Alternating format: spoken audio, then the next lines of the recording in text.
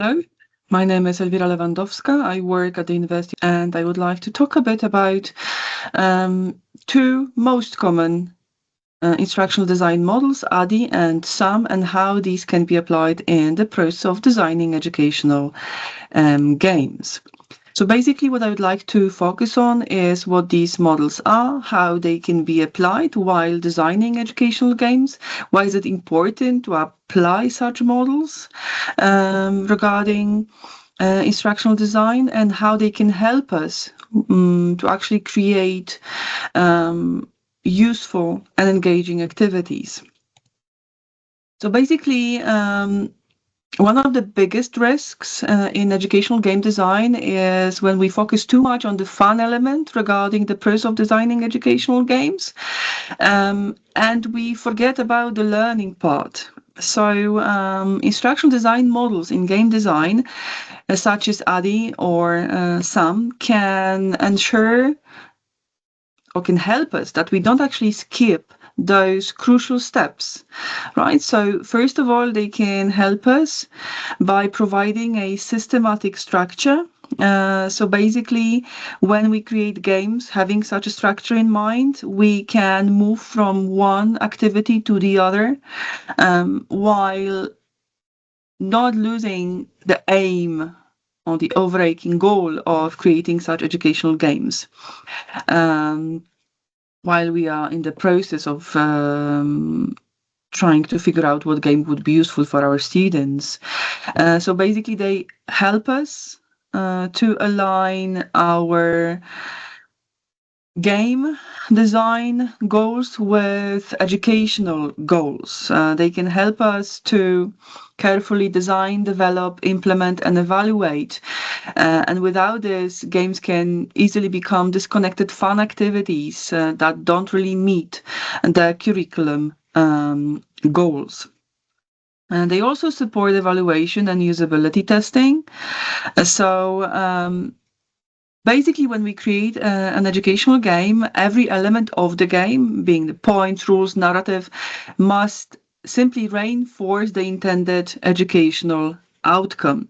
Now, with ADDIE and SAM, we can actually make sure that the game at its last stage of development is in line with those goals, because instructional design models always include evaluation phases.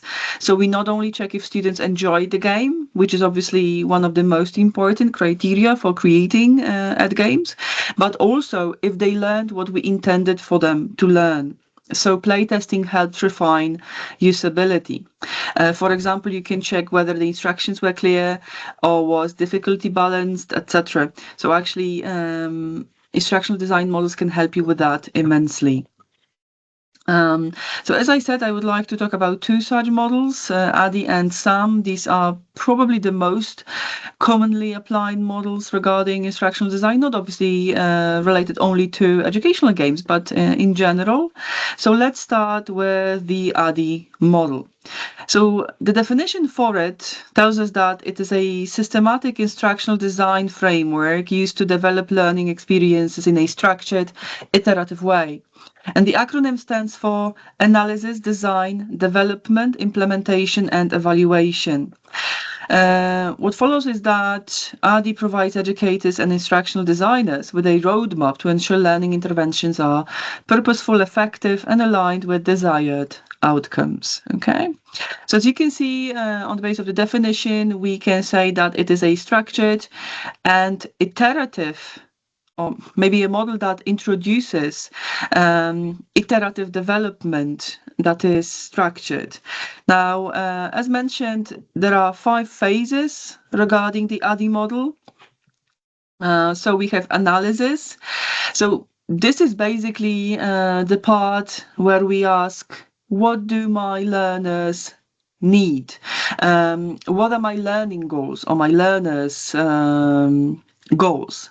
Or what constraints exist in the classroom that I can somehow remedy with the application of an educational game? So, for example, in designing a history game, the analysis might reveal that students struggle with understanding chronological sequences, right? So once you have it, once you have identified what the needs of your learners are and what the desired outcomes would be, so, for example, to help your learners to understand the chronological sequencing more effectively, you design. So you move to the second phase, right? So in the design phase, you plan learning objectives, you plan game mechanics, the narrative and the rules. So basically you decide on things such as timelines, puzzles or quests. So all those things that can help you reinforce the content. So here, pedagogy and game interact. This is the part where in relation to educational game design, you want to marry these two. On one hand, you want to create a nice, playful game for your students. On the other, you want to you want for your game to be effective in dealing with certain problems that you are able to identify among your students. From design, you move to development. So in this phase, you create the first version of your game. It could be as simple as a paper prototype for a card game or simply a storyboard for a digital game. And then you move to implementation, which is the point in the process of developing educational games where learners actually play the game in a controlled environment, like a classroom. So this is like peer play testing, basically. And finally, you have the evaluation. So you check not only whether students enjoy the game, which is obviously very important, but also whether they achieve the intended learning outcomes. It can be formative, so you can work with continuous feedback during the development, or summative, so you simply just gather the feedback at the very end stage, right? So you assess at the final lesson whether the game actually helps with your intended or your identified problems, right? And then there's a revision. As you can see, revision is actually present every step of the way, because although ADDIE model is a linear model, it doesn't mean that you cannot revise in between steps. But basically, the idea with the ADDIE model is that you actually move from one stage to the other. So you start with the analysis, you focus on those tangible aims. You have identified the problem and now you want to find a solution with a game. You then design this basic prototype of your game, then you develop it, then you implement it, then you evaluate whether it's useful or not, and then you start over. So you improve your game with a next class, for example. Now, a different model is a SAM model. The acronym stands for the Successive Approximation Model, and it's an agile instructional design framework that emphasizes, as you can see, it's already different here. First of all, it's agile instructional design, and also it emphasizes rapid prototyping, frequent testing, and iterative refinement. And this is where the difference lies between ADDIE and SAM. So basically, unlike these linear models, SAM relies on short developmental cycles. So we design, we prototype, we review to quickly identify issues and improve learning objectives. So basically, SAM is very effective in projects that require flexibility, creativity, and also rapid feedback. I would add that SAM is actually useful if it comes to creating games by people who are not used to it, so people who are more inexperienced, okay? So this is I created this model because I couldn't find a ready one. So as you can see here, we have 3 phases with the SAM model as compared to 5 phases of ADDIE. So we have preparation, and then we have iterative design phase and iterative development phase. So as you can see here, the model focuses on continuous cycles of testing and improvement. So basically, in the preparation phase, you do the same as you would when applying the ADDIE model. So you have to first define objectives and gather background information about the class, about the problems, the struggles, so what you want to do. To help them in relation to these identified problems, etc.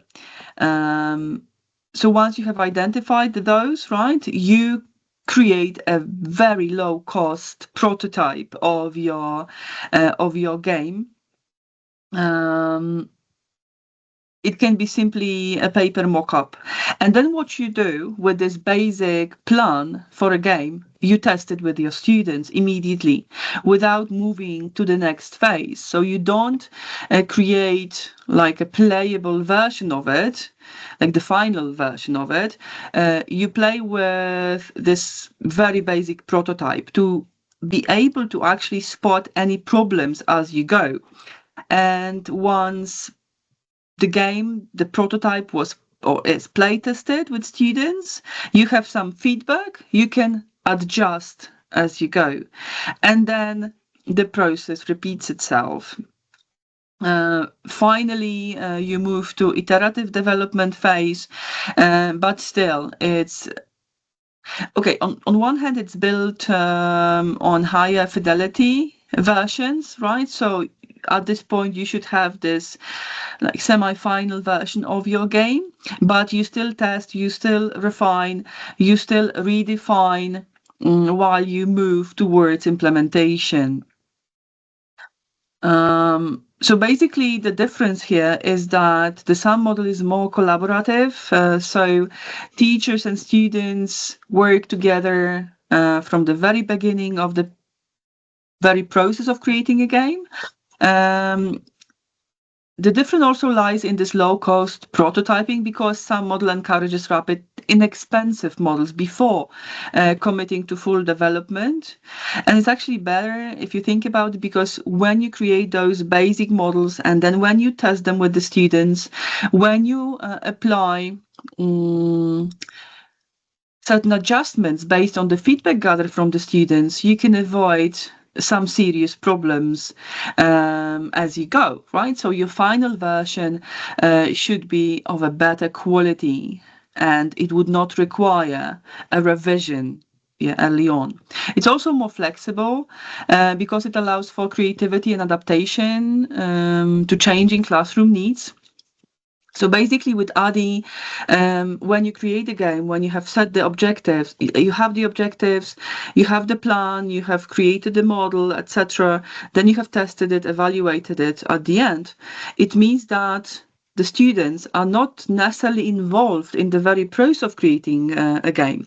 Whereas when SAM model is applied, students have to be an active part of the creative process of creating a game. They help you to create something that is going to be actually useful.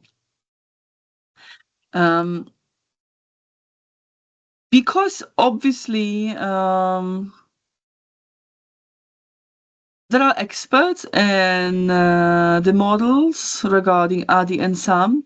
We can watch a very short summarizing video that can help you with understanding the difference a bit more. So let us do that now.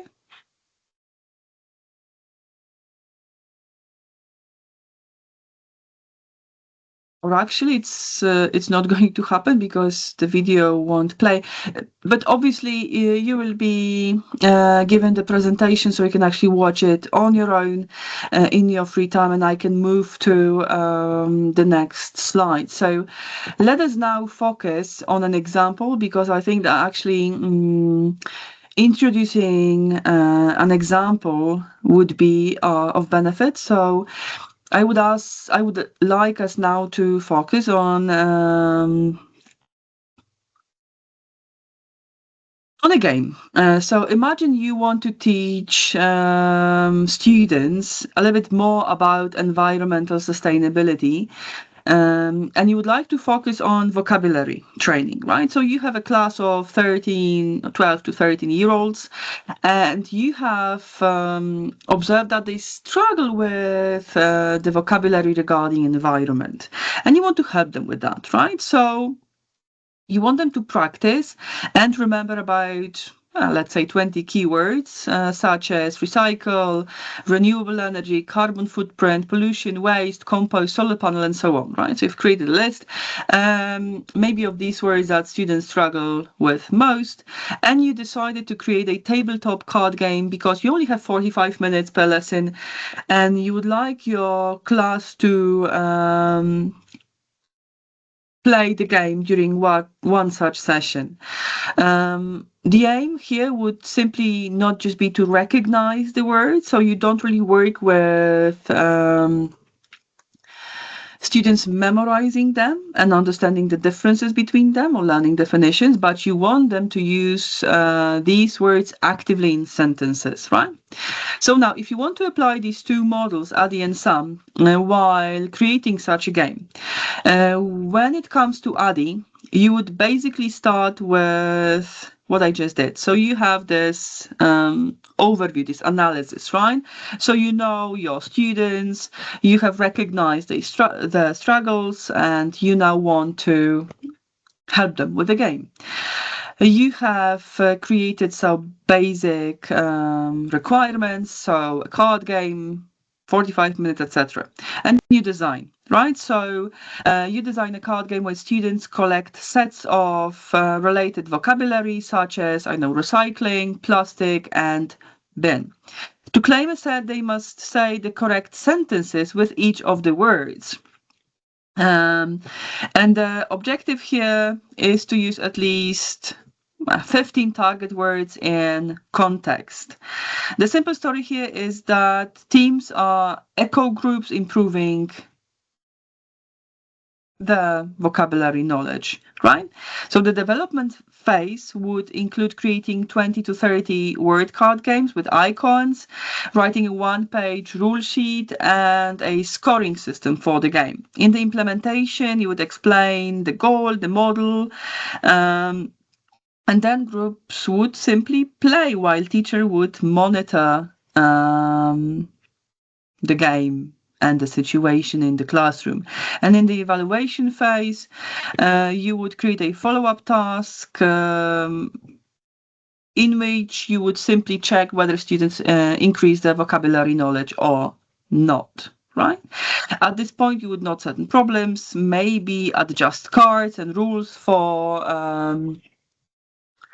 so that the game is better, and you would then play it with a different class, right? So you have identified the problem, you had find the solution is the game, you created the game, you created the rules, you created everything, and then the students would play the game, and then you would see whether it works or not, right? If the same game was to be created following a SAM model, apart from the preparation phase, which is basically quite similar, the iterative design would require you to actually, first of all, making rough paper versions with target words, and then play testing it with the students. So, for example, you have play tested it, and it shows that the game at its preliminary version feels more like a quiz and not really like a game. So you adjust. Maybe you add set collection and you allow teammates to help improve sentences. Maybe you create a different scoring system that would account for that. And then in the iterative development phase, you would introduce several short playtests over weeks with different classes, and each time you would tweak one statement, maybe you would tweak some icons, maybe some color coding, maybe some instructions. So obviously, gradually that would evolve. Your game would evolve from scrap paper prototype to a polished classroom-ready card game that you can apply with every single class as you go. So the process, as you can see, is quite different when we compare these two models. So to sum up, we have two models in terms of its structure. First of all, the ADDIE model is a linear step-by-step process, or it requires a step-by-step process to be applied. So we have analysis, design, development, implementation, evaluation.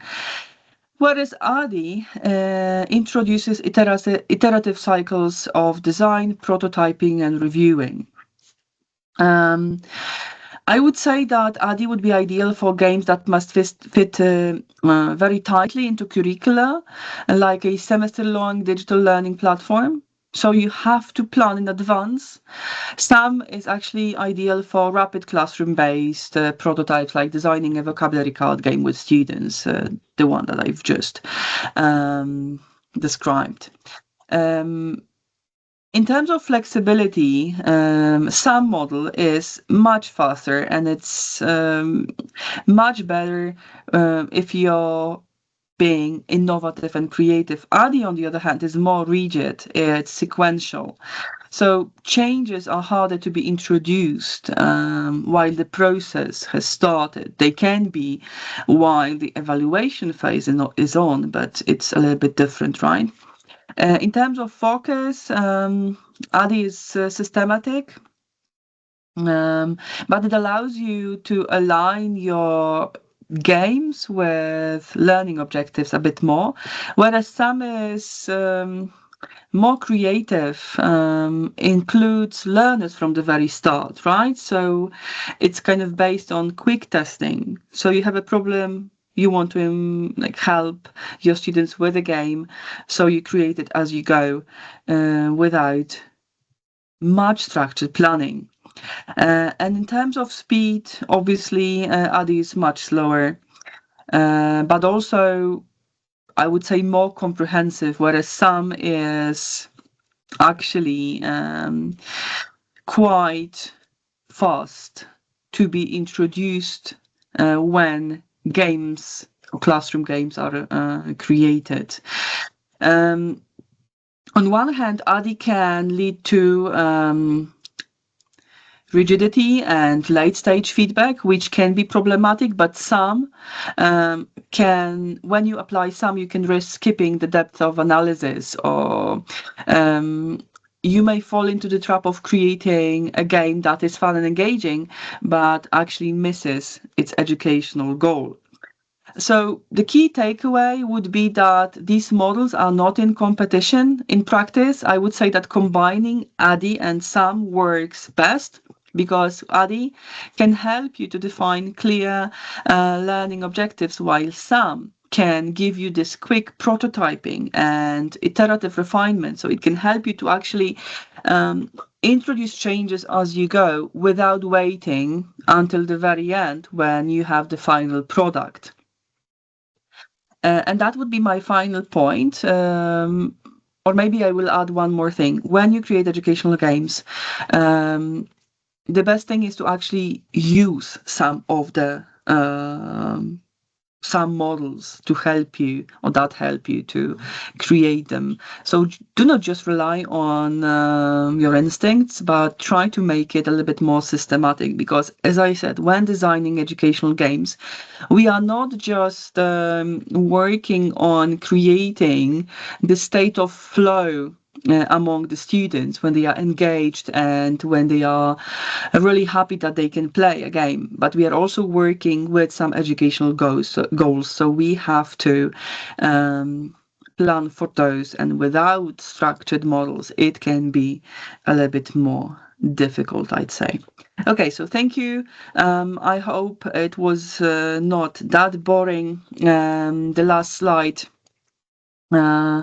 is the one with references and resources that you can also go through while revising these models. And I do encourage watching this very short comparative video about ADDIE and SAM. It just lasts 5 minutes, so it's not long. Thank you so much, and I hope you will enjoy your Ed Design course. Bye.